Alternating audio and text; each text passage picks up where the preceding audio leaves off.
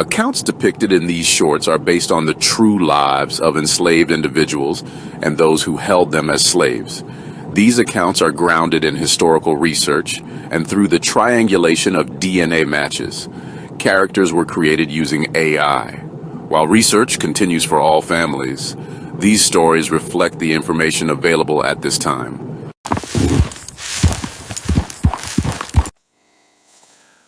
My name is Robert Lloyd, and I was born in 1878 in Macon, Alabama, and I will tell you the story about the Lloyds of Macon, Alabama.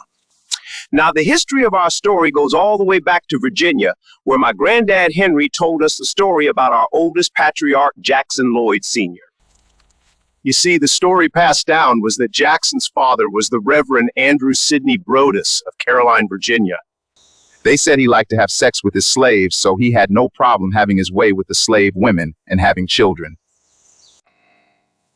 So there's a lot of folks kin to one another all over the place. Because of that breeding with slaves, it has been said that Papa Jackson was sold to a relative in Georgia.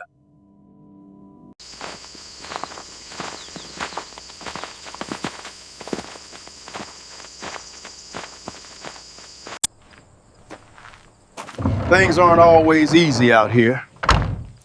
You learn to appreciate what you have.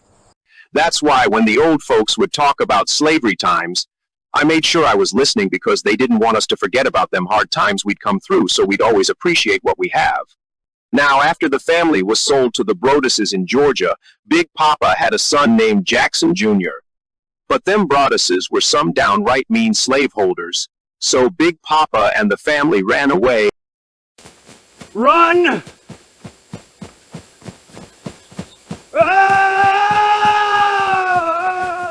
And ended up in Alabama, where they met a man named Daniel Mabon Lloyd Jr.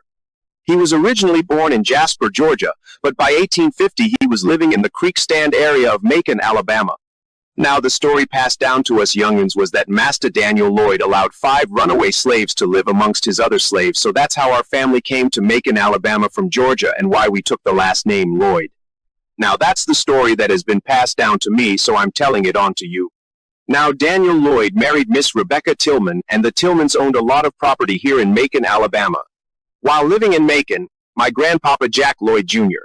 met my grandma Miss Ann Stinson, and they had my papa Henry Lloyd in 1845, Daniel Lloyd in 1851, Caroline born in 1854, who married a Forston, and then Noah Lloyd born in 1862.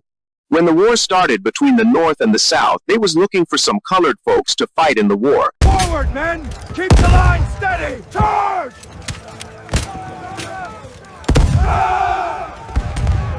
Grandpop Jack Jr. left to fight in the war, and the patriarch Jackson Sr. was here with the family. In 1870, when them census folks came round, the family was living in Indian Creek down there in Bullock, Alabama.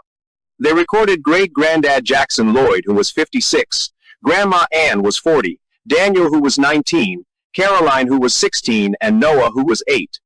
Here in Macon, there were a couple sets of Lloyds, but cause the family had run away from Georgia, we wasn't originally a part of the first set of slaves originating with this family. I never heard what happened to Grandpa Jack, who went to fight in the war. Now, that's all I know about our line, so now I'm gonna let my wife Josie Lloyd tell you about her family.